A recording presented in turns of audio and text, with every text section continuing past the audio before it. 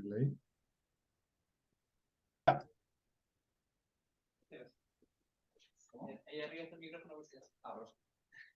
Okay, so hi everyone, welcome to our last seminar of this year.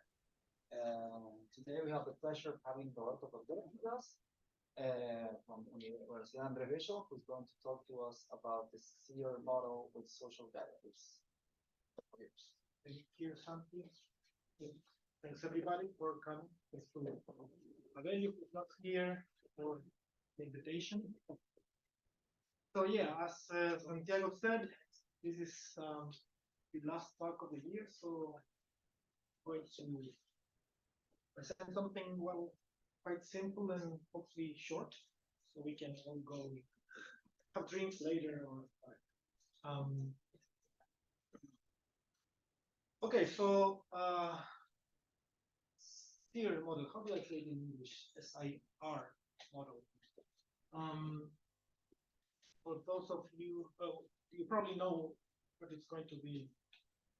What this is going to be about. It's about a very classical model in epidemiology.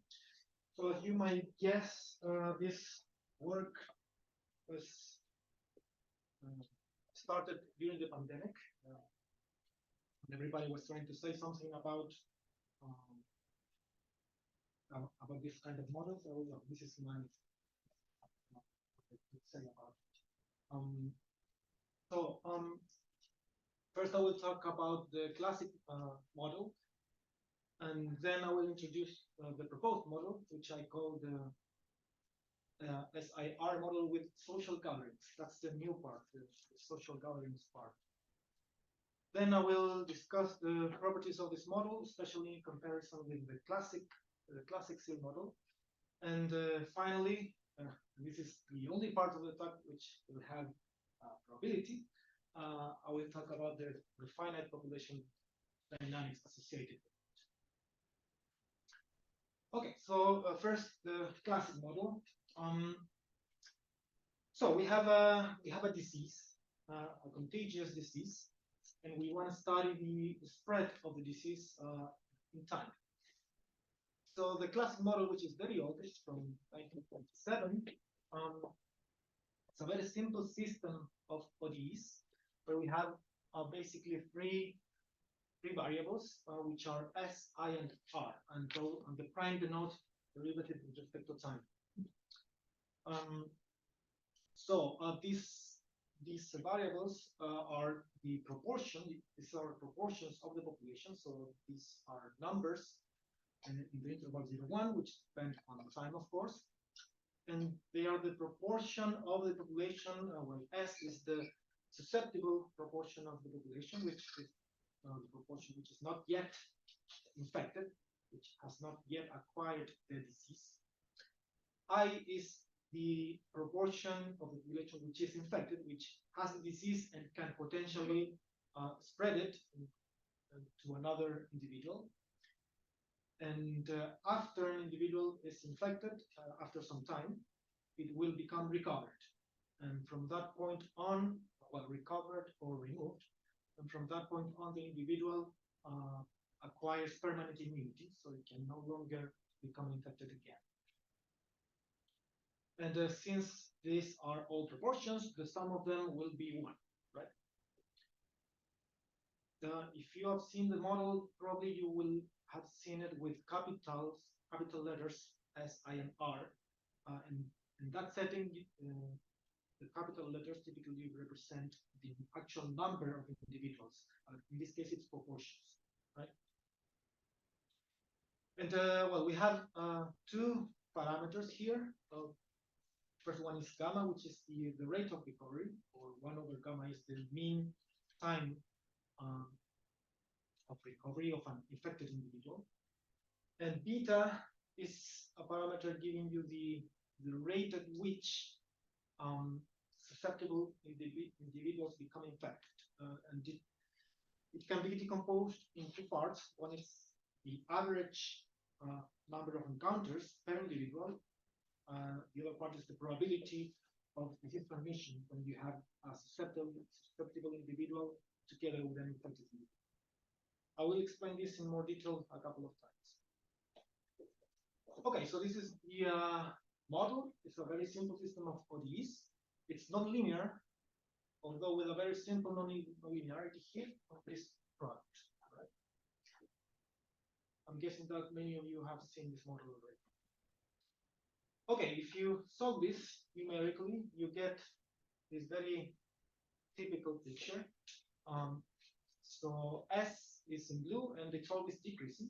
The number of susceptible individuals always decreases.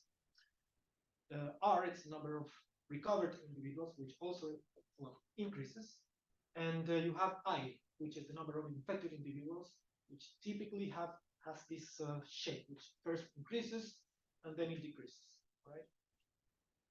This is the typical behavior at this level, at the level of the body. And in this plot, it may seem that the number of susceptible individuals converges to 0, but that's not true. There's always a potentially small proportion of the population which never acquired the disease.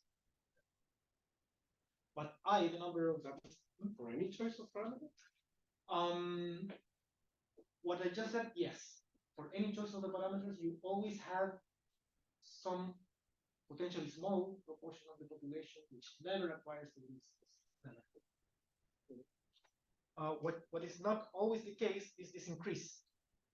That depends on the initial condition and on the parameters. You might have that initially you have, let's say, a proportion of the population which is infected, and it immediately decays. That depends on the R0. If you start on that side of the... Of course. Okay, so this is the typical picture.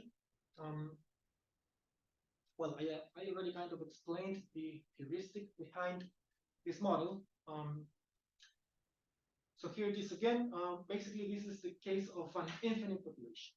Okay, so you have an infinite amount of individuals in the population, and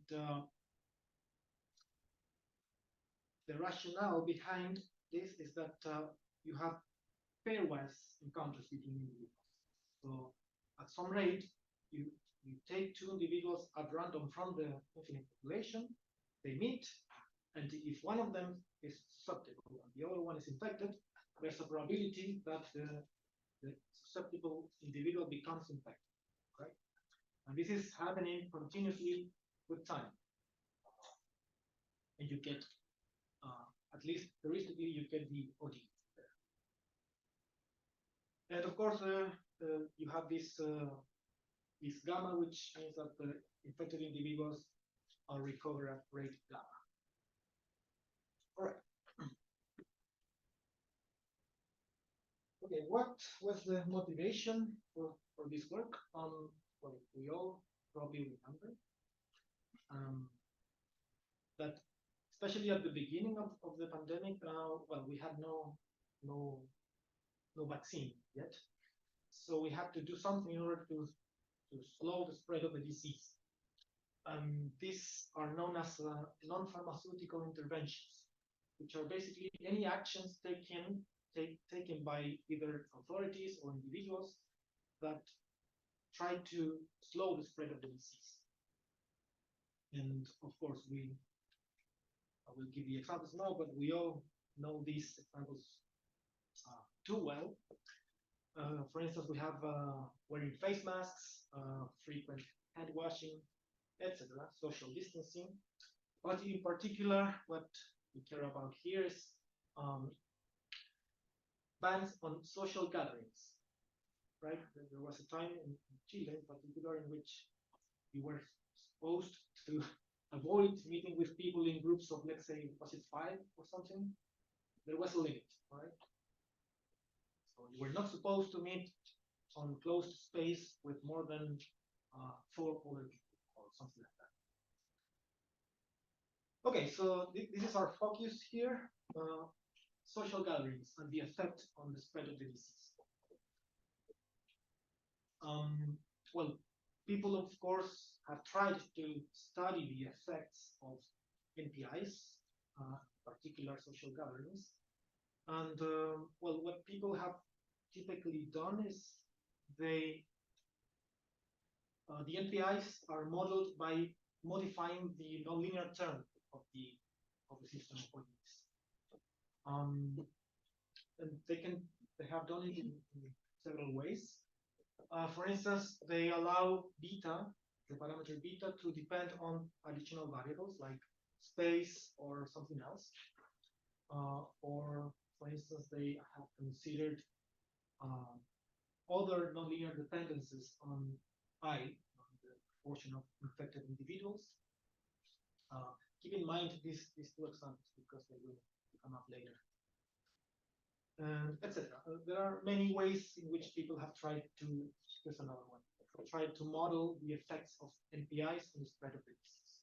And they give you different properties of the evolution, which I'm not going to discuss now. Okay, so what's the goal here? I'm going to introduce the model. So in all these works, what is currently lacking is no work has modeled specifically social gatherings, like the effect of social gatherings, like separately. It's always part of all the NPIs, right? So, well, this is the main goal of this work. Let's try to model, therefore, to introduce a model which considers social gatherings built in the model. So I'm just going to show the model here, which you're not going to understand it yet.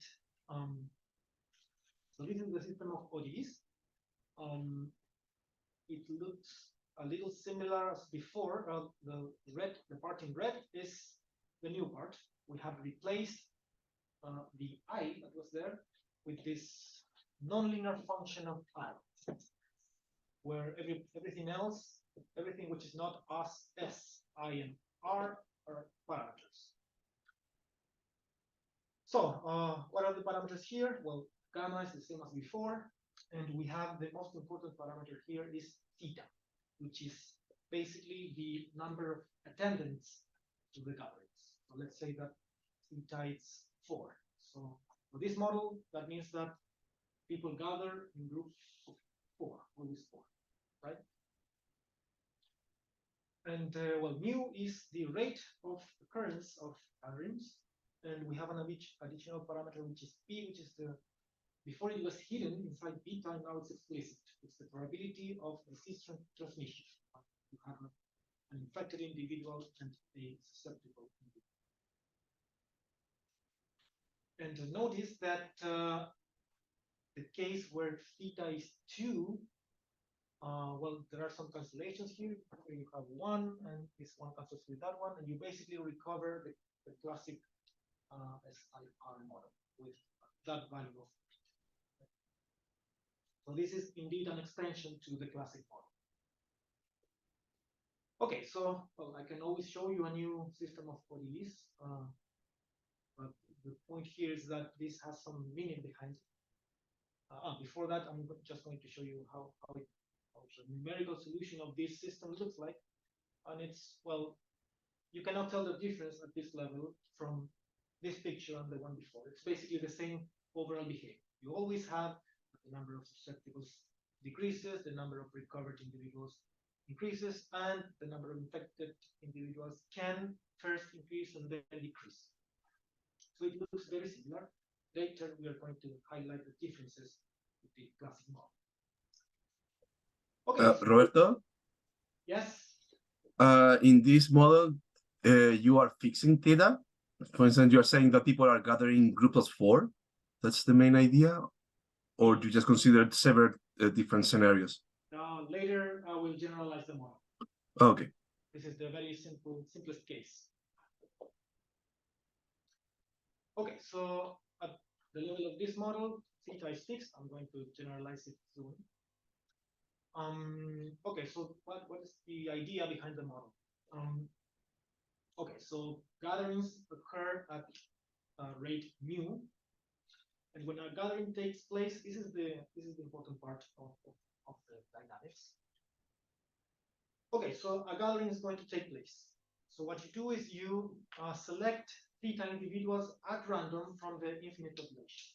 Okay, so we still have this level, an infinite number of individuals. And let's say that at this moment, the number of the proportion of susceptible, infected, and recovered individuals are these numbers between 0 and 1, and they add up to 1. So what you do is you sample from this set, susceptible, infected, and recovered, theta times with these probabilities. Okay, so it's basically a multinomial. And you get your theta individuals in the gallery, in the room. Okay, now, how do new infections take place? So you are going to have, well, some susceptibles, some infected, hopefully, and some recovered individuals in the room. You do not care about recovered individuals because they are immune. What is going to happen is that each susceptible will attempt to acquire the disease. Or you can see it the other way around. Each infected individual will attempt to spread the disease to each and every one of the susceptibles in the room. Okay. So let's say then here, this is the gathering, and Daniel and I are infected, and let's say that Pablo is susceptible. So what's going to happen is that Pablo is going to talk for a while with Daniel, and with some probability, which is, let's say, a coin, you flip a coin, and you become infected or not. And then you talk to me, and you flip another coin, and either you become infected or not. And if you became infected at least once, if the coin flip heads at least once, then you become infected.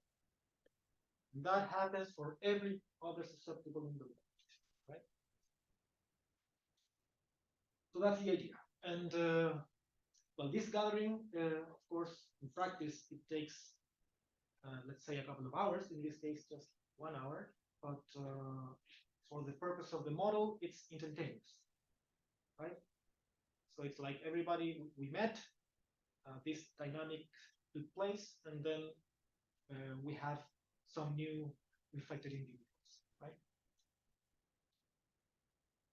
Okay, so that's it. All those susceptibles that acquire the disease with this mechanism become simultaneously and instantaneously infected. And well, when you have the disease, then you recover at rate gamma as before. That's just as before. Okay, this is the idea. We're going to be more specific later when we introduce the finite, the particle system for a finite population. There's one thing I don't understand. Mm-hmm. I mean, in the idea, maybe I'm missing something. Because I would have guessed that when you the strict social gatherings, the size, you should get something with less infective, I don't know, infectiousness, whatever, than the usual, than the standard case. But here, and this is what I'm not. Here you're getting more, right? Well, yeah, that's a very interesting question. It depends on what you mean by. It depends on the details. Spoiler. Or answer later. I will answer later. But yes, you have a good intuition. Okay. If I understood correctly, your intuition. Yeah, maybe I don't understand. Okay, maybe let's wait. But that's a key point, and we're going to address it soon. Okay, this is the idea. This is still for an infinite population. And well, before we go to the finite case, I'm going to answer what Amitai asked before, which is, well, in reality, not all the gatherings have the same size. So we consider that the number of attendants to any gathering is going to be random. So we consider a random variable, capital theta, which gives the size of each gathering. And at each gathering, you sample this random variable independently. And you know the distribution of the size. So some gatherings will be of, let's say, 2 or 3 individuals. Some of them can be bigger, but the The dynamics at the gathering is always the same, what I just explained. Okay, so the model, in this case, it's this one. It's written in a simpler form by defining this function b of I, which is basically this term inside the expectation is basically the same term as before, but with capital theta instead of a fixed theta. Okay, so this function gives you the model, and as soon as you know the distribution of theta, you have some function. I did not write it, but this function b is increasing and is concave too. Unless, of course, theta is equal to 2 or 1, in which case b is just the linear function. Okay, and of course, assuming we're having a random, theta makes the model more flexible and relevant. And as an example of this, once you fix the distribution of theta, of course, you have your function b. And that allows you to compute this function b explicit, which of course makes the model something that you can actually use. I'm going to highlight 2 examples because for these 2 examples, we will recover the functions that I mentioned before. So for instance, if theta is a random variable with the Poisson distribution, you get this function b with this form, which is basically a constant times 1 minus the exponential of a constant times I, which this function appeared before. So here we recover the previous model that I mentioned, but you are providing basically a probabilistic foundation for the use of a formula like that one. Another example is that if you consider theta to be a logarithmic distribution, I didn't know the distribution is one before. Did you? Well, it has a name. It has a Wikipedia page. So it's like a geometric, but you divide by k. Like the integral of argument. Yeah.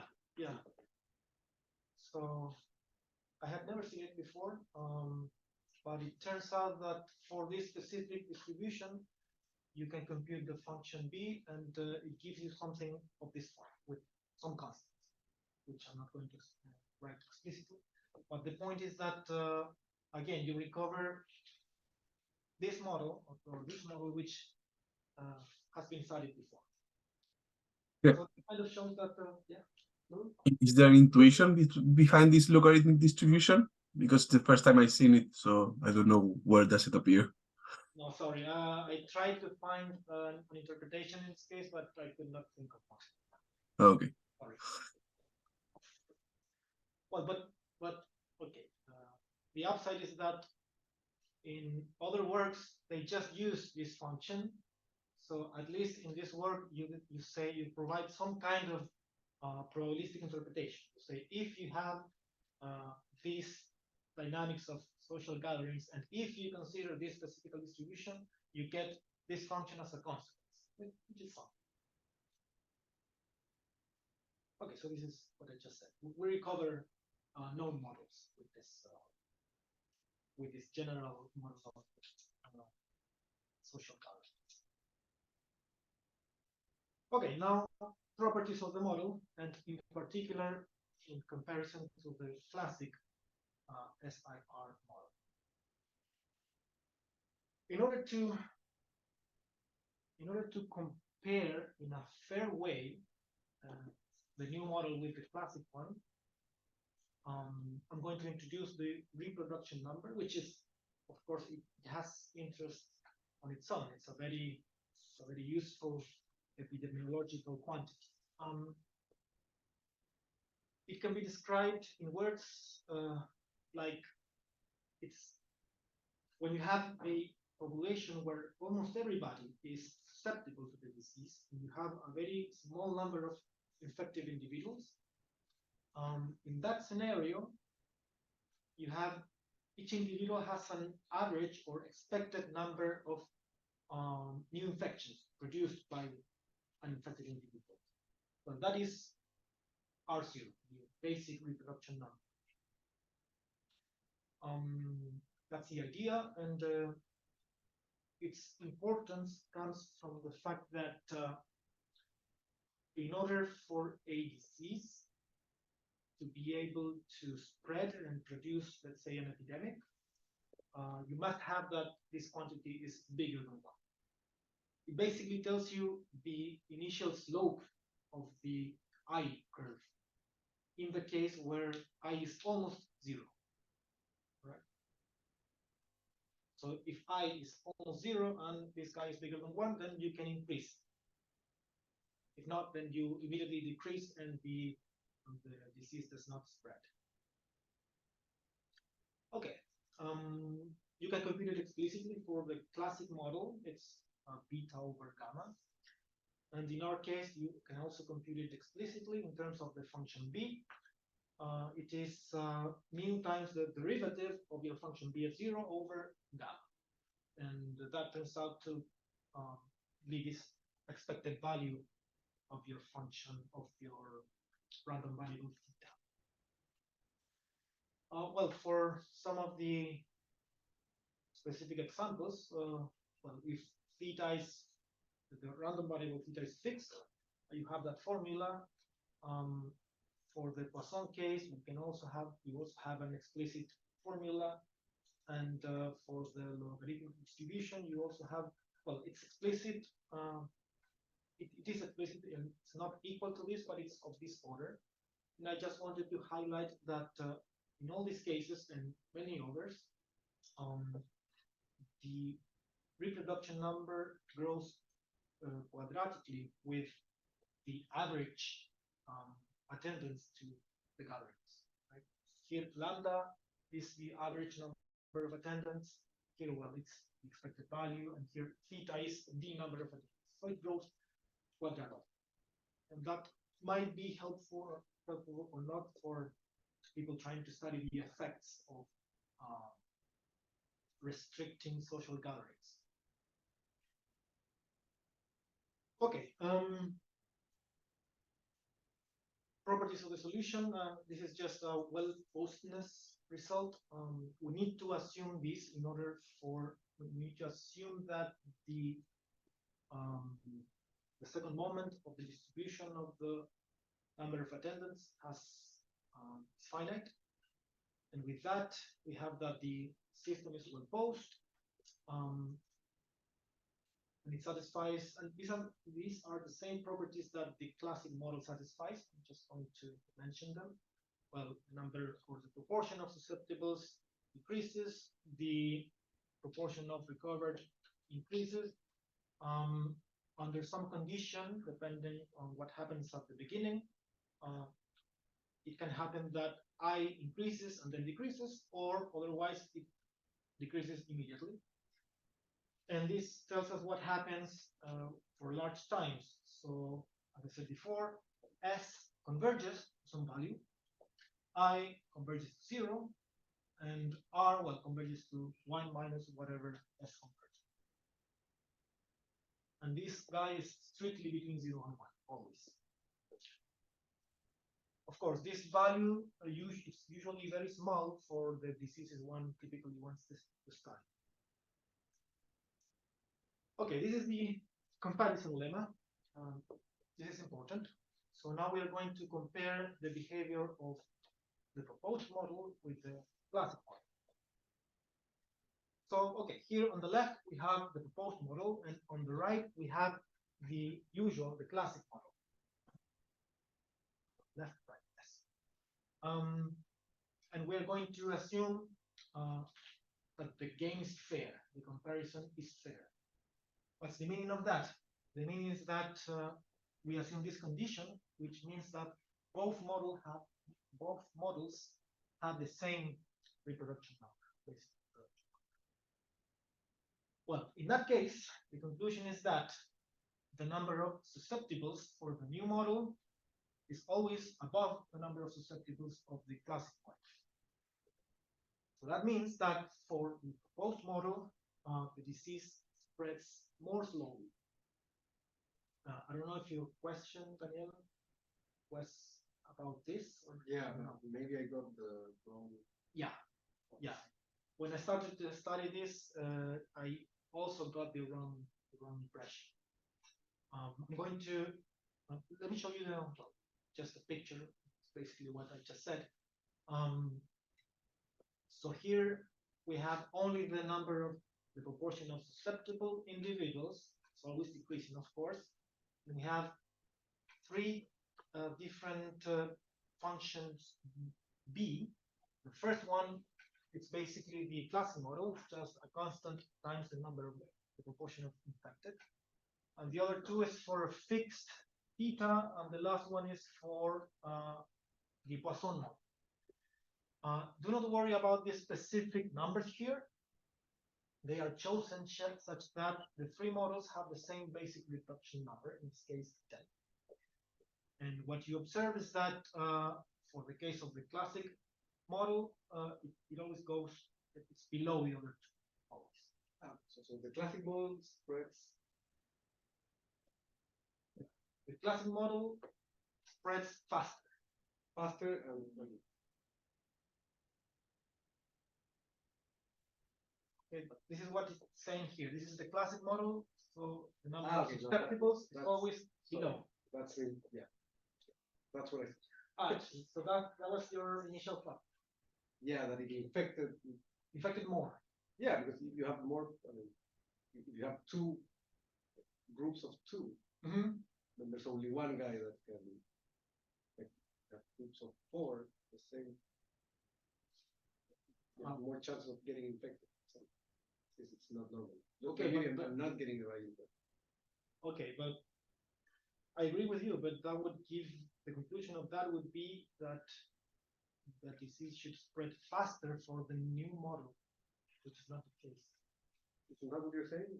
No, the disease spreads more slowly in the new model, or faster in the classic model. I'm completely but then what are you saying about the susceptibles? I'm saying that the number of susceptibles in the new model is always above the old one. Okay. Right. Then that was my question, and I agree. I get the wrong. Okay. So I'm going to explain why. I do not have a slide for that, but the idea is the following. Well, keep in mind that you are normalizing here. Yeah. Right. So yeah, when you say that if you have more people in the room, the disease should spread faster. That would be true if you only change theta from 2 to, let's say, 3 or whatever. Right. If you keep if you keep every parameter constant and you only increase theta, what it says, right? But here you are compensating in a way. So what's happening is that if you have two models of the classic model and the new one, but you have this condition, you get that the disease spreads more slowly here because when you have a gathering, let's say that you have a significant proportion of the population which is infected, what is going to happen is that you have a room, and let's say that here there are 4 infected people. And let's say that I'm going to infect some people and I will infect some of them, and you will also infect some of the ones that I did infect. So there's a redundancy in the mechanism. Some infections are lost because you are infecting twice the same or many times the same susceptible. Well, maybe I did not explain it correctly, but this mechanism introduces redundancy in the model.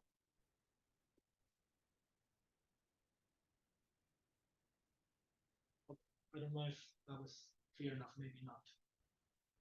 But at the same time, one susceptible has a higher chance to be infected, right? So that has to be. I mean, it's not obvious that any of those effects is bigger than the other. I agree that it's not obvious, but again, when you assume this, you are kind of compensating in the rates. So again, if you just increase the size of the gatherings from 2 to whatever bigger, indeed, you will get that the new model spreads the disease faster. But since you are assuming this condition, you are compensating on the rates. Mm. Is it okay to say, like, if you change theta, so it's easier to infect more people, but since you need to have the same R0, that means that the infectiousness of each individual needs to be slower, needs to be less somehow. Not quite. What's happening is that in order, I think this is going to clarify. In order to have this, since each individual gathering can potentially produce many infections, but since you assume this, then you are implicitly assuming that gatherings occur less frequently. I think we need to see the particle more. I will show it. I don't know if it will clarify the question, but I will show it. Okay, so let's keep that for now. Well, this is, I already talked about it, and now we will discuss about the particle model. Here's where probability finally comes in. Okay, so I'll talk about first about the particle system for the classic model, which is basically what we just discussed at the beginning. So now we have a finite number of individuals, n, and the dynamics is as described before. So at some rate, you choose 2 individuals at random from the finite population now. They meet, and if one of them is susceptible and the other one is infected, then with some probability, the susceptible individual acquires the disease.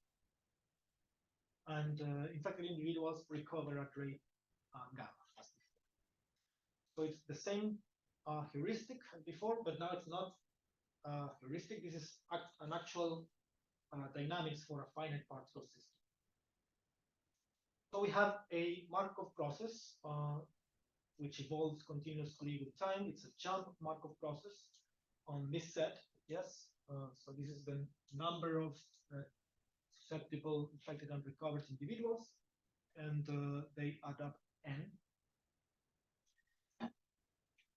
And what we have is what it's called in the business as the mean field limit, is what you get when you let the number of individuals go to infinity, and you do recover the system of the ODEs.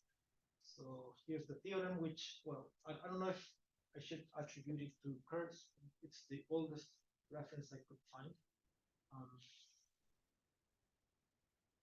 You basically have what I just said. So now the proportion of individuals in each compartment converges to the solution of the ODEs, to the system of ODEs. And it's almost sure convergence. Okay, so no surprise there. It is what it should be. Here it's what a simulation looks like. So we have, of course, these rough curves. It's a particular trajectory of the process. In this case, for n equals 100 individuals, and everything is proportions here. So the smooth curves are the solution of the system of ODEs, and the rough curves are the particles divided by n. Everything is proportions. And well, you can't see from there, but every jump it's either one step down or one step above. It's steps of size 1 or 1 over n.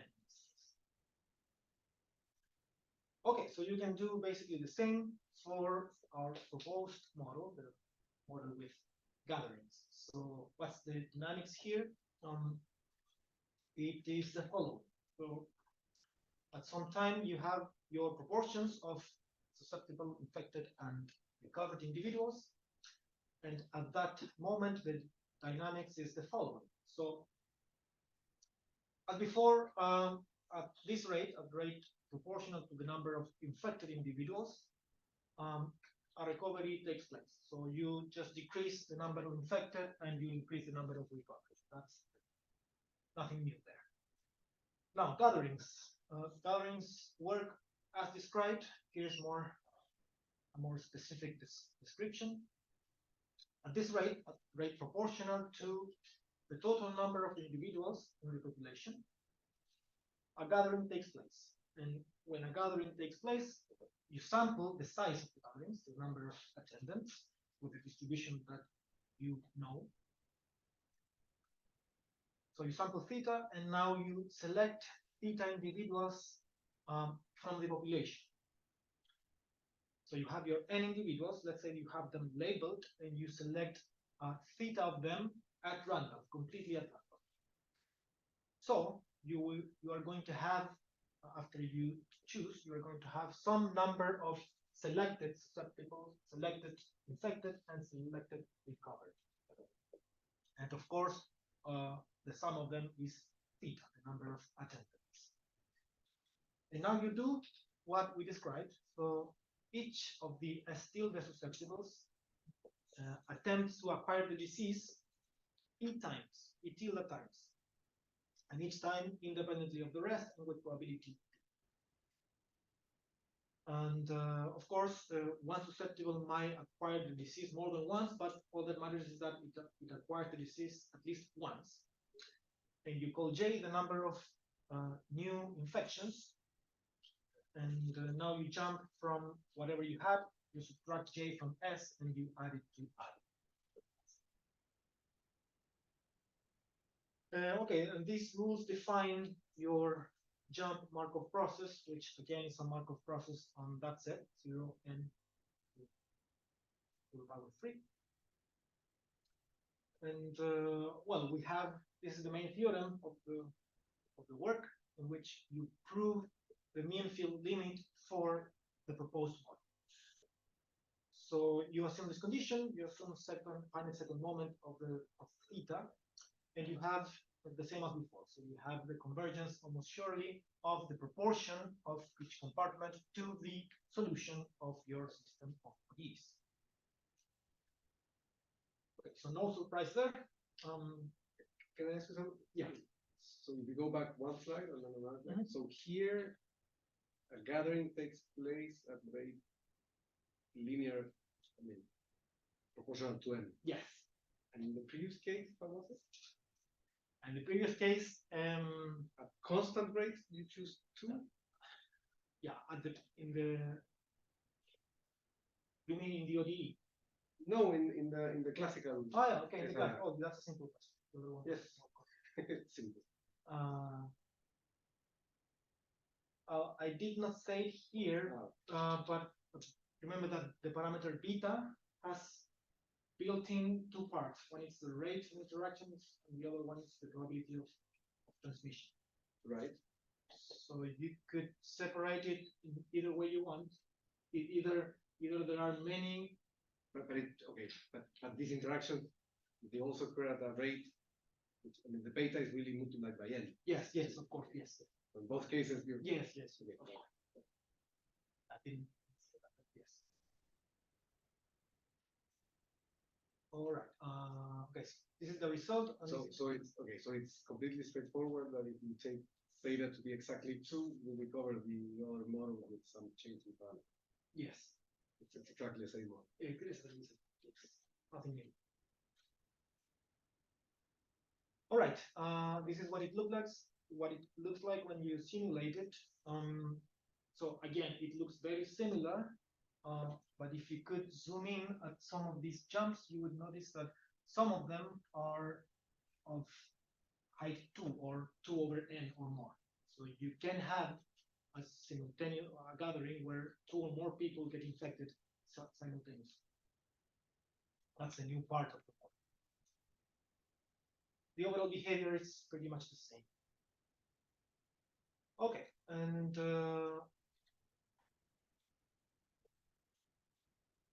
is what I, sorry, this is the, sorry, this is the, this is the simulation for the new model. I can go. This is the simulation for the new model, and here, if you zoom in, you would see bigger jumps. Okay, so how much time do I have? 8 minutes. 8 minutes? Okay. So I will spend the rest of the talk just trying to give you an idea of the proof, which is actually the core idea is really, really simple. You will see in a minute. The idea is that when I wanted to prove that result, I wanted to resort to some kind of well-known result for jump processes, and I could not find quite a theorem which suited my needs. I will tell you why.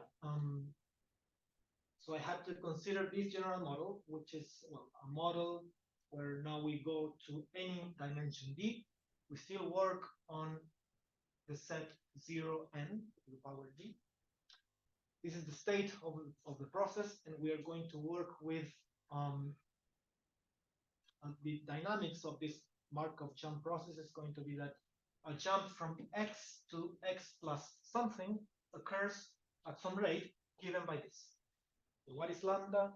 It's just a function, a rate function.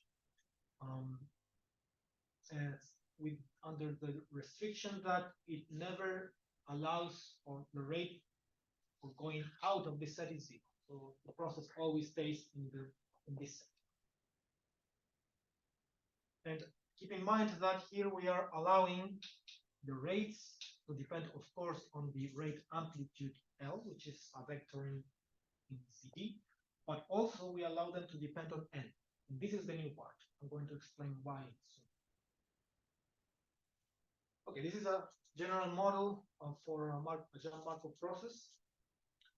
As an example, well, the model with social gatherings is, well, three-dimensional because we have three variables as I, R. The recovery in the previous language is that the rate, the jump amplitude corresponding to a recovery is do not change the number of susceptibles, but decreasing 1 the number of infected and increasing 1 the number of recovered individuals.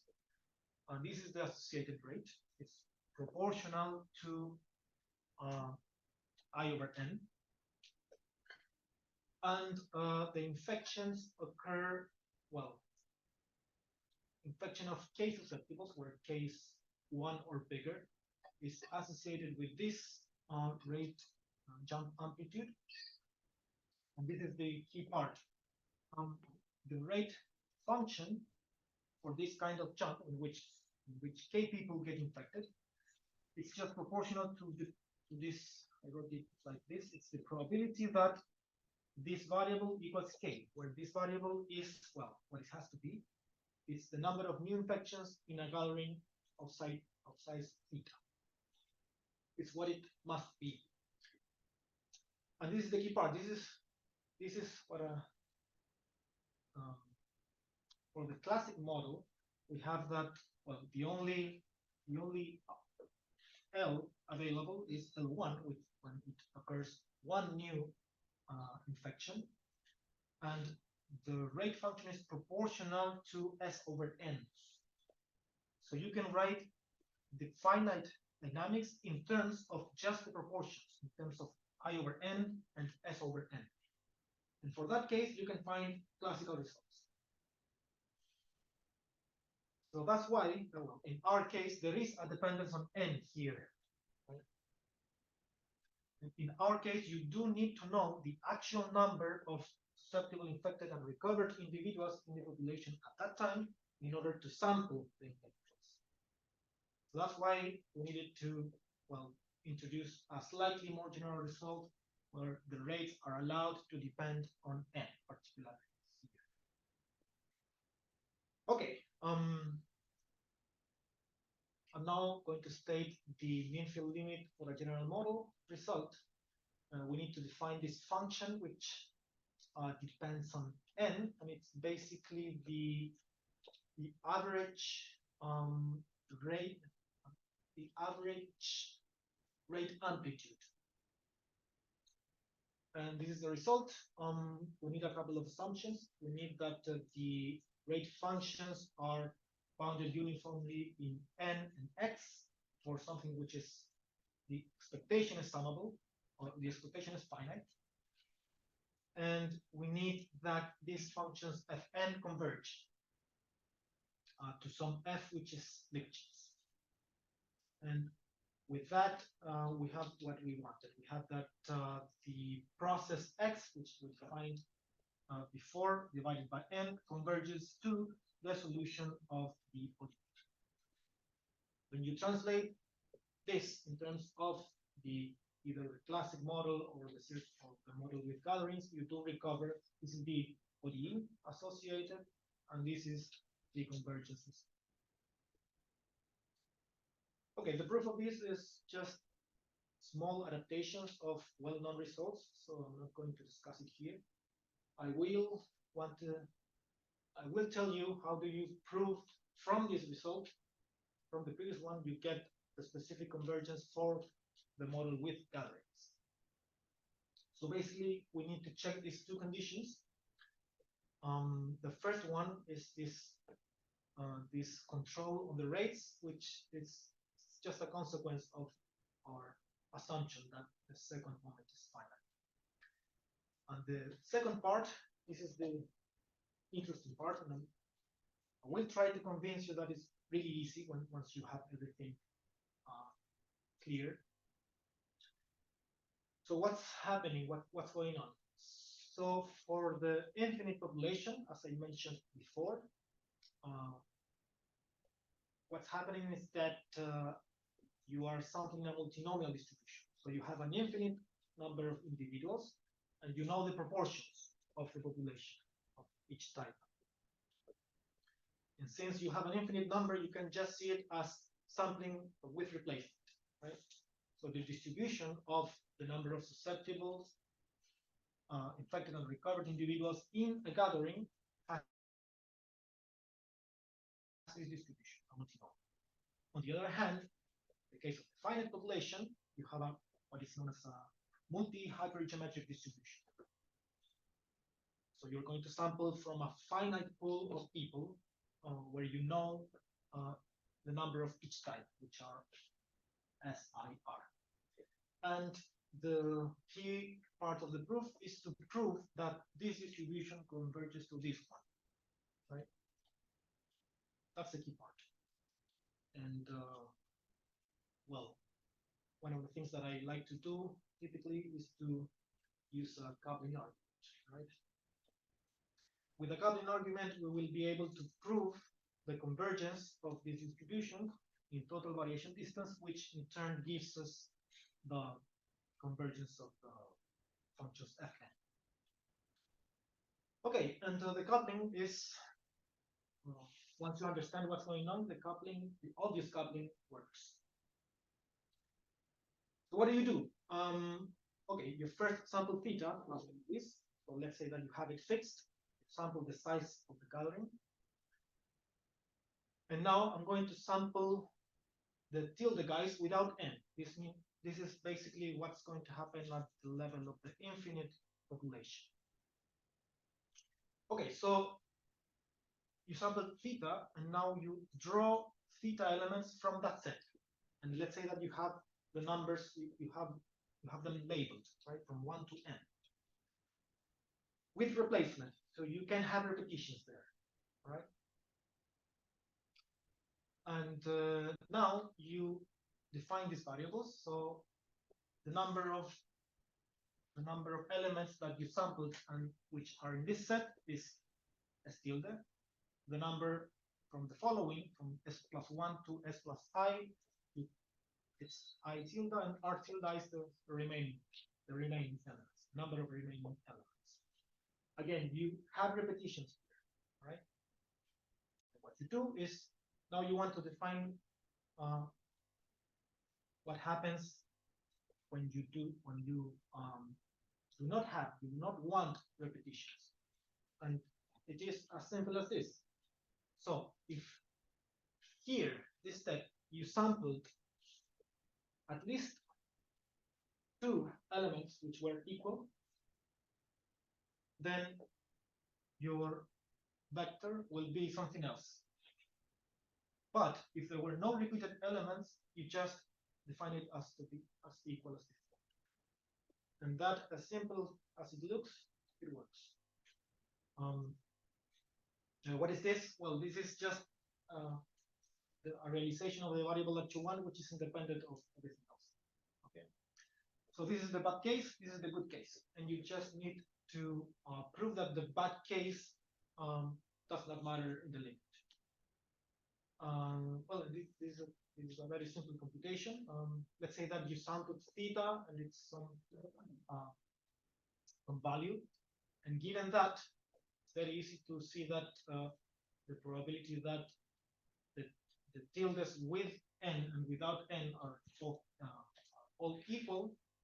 Well, it's the probability that there are no repeated elements. And well, the first element, you can sample it freely. The second one, you can sample as everybody except the previous one, and so on. This is an exercise on a first course on probability. And you get that. Well, and this is for given theta, but you replace it by the random variable and you get the expectation. And this is an estimate on the total variation distance. And now you're done. You get this expectation, and this goes to 0. The key part of the proof. Well, I think that's it for today. Thank you very much.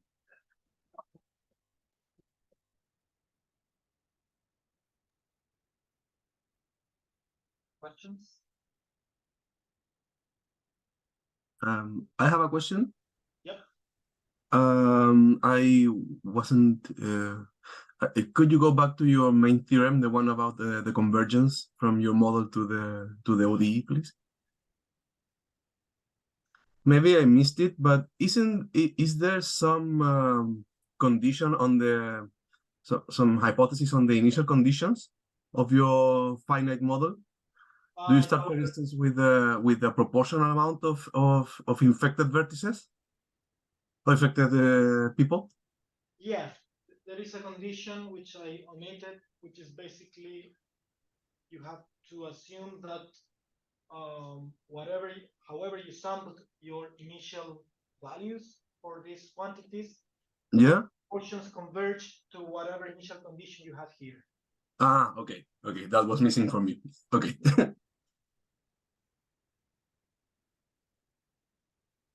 Any other questions? I have a question too. ¿Me escuchan? Sí. Aló, aló. Yep. Okay. Hello. Roberto, thank you for the nice talk.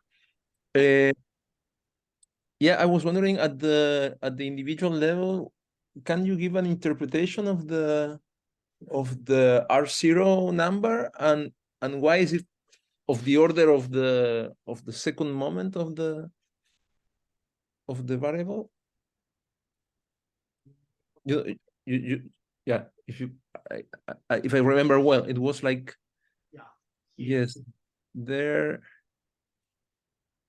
Okay, yeah, that's the formula and yeah, probably that gives you an interpretation of what it means in terms of the gatherings themselves or not. Yeah, I haven't thought of it. You mean an interpretation in terms of some given infected individual, right? Yes. Oh, yeah. I mean, if you know who are the infected individuals, let's say, or how many there are, what is this representing? Probably it's. Yeah, I haven't thought of it. That's a good question. Is there a straightforward interpretation here that we can come up with on the fly? Okay. Yeah, something like that. Yeah, if there is some. I have to think about it. Maybe there's something there. Yeah, the formula is easy, but it's not easy to. It's not obvious that maybe there is no interpretation. I don't know, but yeah, why is it quadratic in the, let's say, on why the formula, of course, but yeah, maybe already the order of magnitude. Okay, well, maybe it's not that. It seemed to me that if you computed under these dynamics for the gatherings, it would seem to me that if you computed the number of new infections in a population where almost everybody is susceptible, it would have to be this one, the P times the expectation. Mhm. That's my guess. So basically, this is saying Yeah. well, your R0 is your rate of gatherings times the P times the expectation, which is the expected number of new infections Mhm. in the gathering, over gamma, which is always there because it gives you how fast people recover. Yeah, right. Yeah, so the expectation there is the expected number of new infections in the gathering. Expectation should be that, yes. But why is it theta square minus theta of that variable? Well, you can compute it. Sorry to interrupt, but it's like the number of possible, camels. I think it's because of that. It's probably something like that. Yeah. Yeah. Okay. Okay. Mhm. Everybody infected, you say? Yeah. Probably it's that the. Okay. Mhm. You should only infect when you have. You're right. You're right. It's not so obvious. It's not obvious. Yes, it's not obvious. I mean, again, you can compute it. Mhm. I will think about it. Maybe there's more to it. Maybe. Okay. Yeah. Probably. Okay. Thank you. And thank you for the talk. Question. So in the classical SIR model, we mentioned that S infinity can be strictly positive sometimes. As in, it always is strictly positive. And with the new models, if the expectation of data becomes larger, do we get larger S infinities at the end, or is an improvement if? Sorry, I wanted to. Give me the question again, sorry. So if we take the model with the classic one, right? The classical one, we have S infinity positive. With the new one, does S infinity increase, or does it give us larger S infinities? Yes, S infinity increases. It is a consequence of the comparison. Of course, if you assume the same R0, then S infinity is larger for the post one.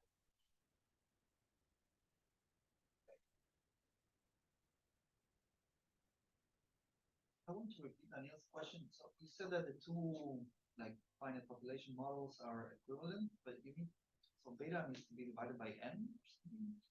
No, the two are equivalent when you consider theta to be 2, something equal to 2, and beta becomes here 2 times mu times e. But then, like in the first model, the meetings happen at rate n squared. That's right. No, that they happen at rate n. Rate n.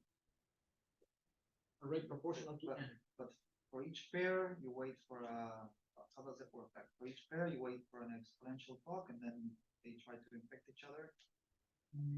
No, you do not do that for each pair. You have, let's say, a global clock which runs at rate proportional to n, and then you sample 2 guys. So they should like the one of the particle system. Yeah, but the SIR one. Okay.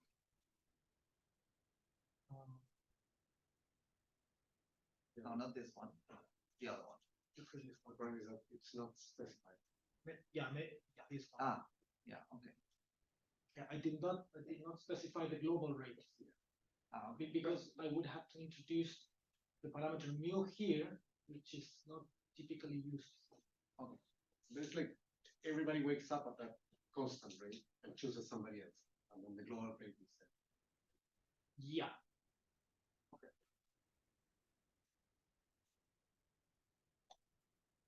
Can you go to the mean field result, the SIR, the classical one? That one. And Cox didn't have the supremum over a compact time interval. I mean, something like that. Or? I don't remember. Yeah, I probably was there, but I don't remember because I gave a similar talk like 1 year ago. So I probably omitted the supremum here for simplicity. Okay. So it's probably there. So. Yeah.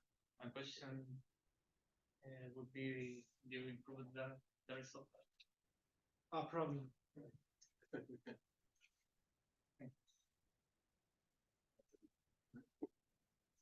Okay, any more questions? Then if not, we thank once again.